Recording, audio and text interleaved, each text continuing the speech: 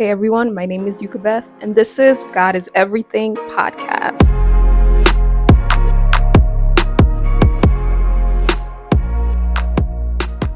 Today's episode, we are talking about loneliness. Loneliness. It happens to the best of us, it happens to all of us. Let's just be honest, let's just talk about it. Because there's really nothing wrong with going through a season of loneliness. It's part of life, it's part of the journey. So I was talking to God about this feeling of loneliness. So he directed me to the book of Psalms 4, verse 3. And the book says, Psalms 4, verse 3 says, know that the Lord has set apart the godly for himself. The Lord will hear when I call to him. And then God took me to the book of Judges, the story of Samson. And at first I was like, what? What does Samson have to do with this? But when you look at the story of Samson, before he was even born, God set him apart, right? God gave him an assignment to be a leader. God gave Samson specifically instructions that he was supposed to follow and he was supposed to obey because he had a very big assignment on his life.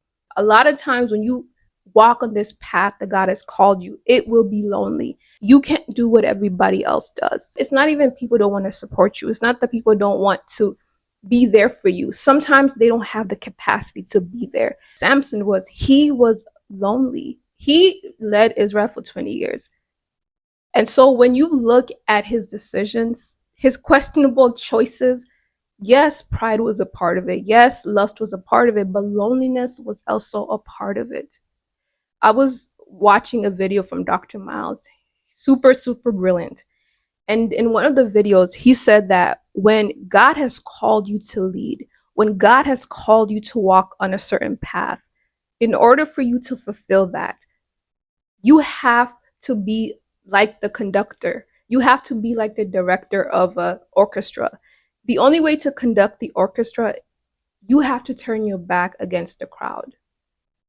And a lot of times, God gives us specific instructions that may not apply to everybody, but applies to you. When you look at the story of Daniel and his friends, one thing that distinguished them was they consecrated themselves.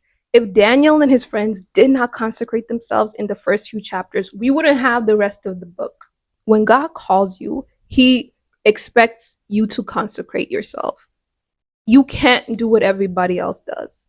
You can't eat what everybody else eats. You can't go where everybody else goes. And because of that, sometimes it creates this loneliness.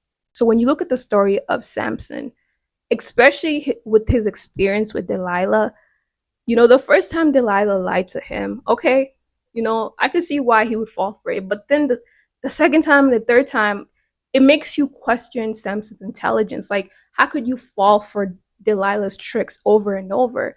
But the thing about loneliness, when you are lonely, it makes you vulnerable. It makes you a target for the devil. Although Samson knew that Delilah was not good for him, although, he probably caught on, sometimes when you're lonely, you tend to overlook bad behavior. You tend to dismiss bad behavior from the people around you, from situations, so that you are not alone, so that you can be part of something, so that you're not the black sheep at work, so you're not the black sheep in your home.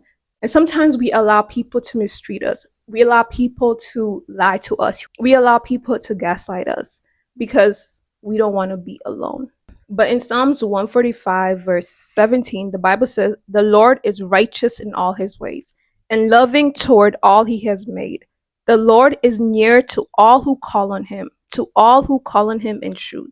He fulfills the desires of those who fear him. He hears their cry and saves them. The Lord watches over all who love him, but all the wicked he will destroy. So this is verse 17 to 20. So in this verse, it states that God, one, he's righteous, and two, he's loving, and three, he is near to you and me. So in those moments where you feel lonely, in those seasons where you feel like you're the only one walking this path, God is always there. God, even when you sleep, God is literally watching you sleep. God is always there. And not only is he always there, he knows what you desire. He knows you desire companions. He knows you desire community. He knows you desire a partner. And the Bible says he fulfills the desires of those who fear him. And God will give that to you. God is not a God who's unaware of what you need, of what you want. He knows that you're lonely and he will give you what you need. And what's so interesting is I was reading a book.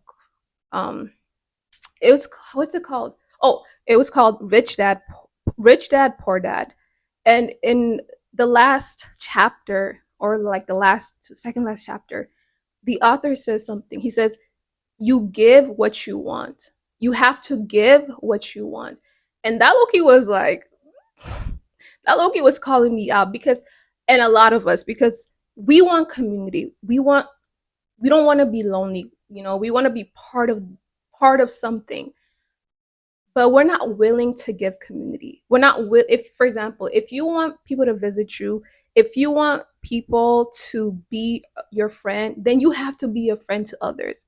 You have to reach out. You have to visit others. If you want community, you have to be a community. You can't just be in your room.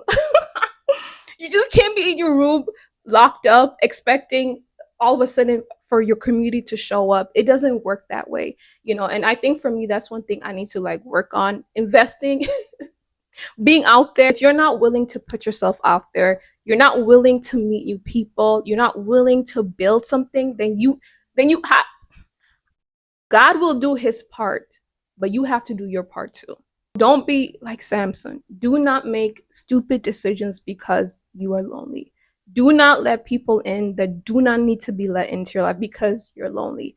Do not excuse bad behavior and not and you don't do it. Don't do it. Don't do it. Don't do it. Don't do it because you're lonely. Don't do it. God is with you every step of the way. He hears you and he will fulfill your desires. If you are seeking community, God will give it to you. But if that's what you want, you also have to give it. So this concludes this episode of God is Everything podcast.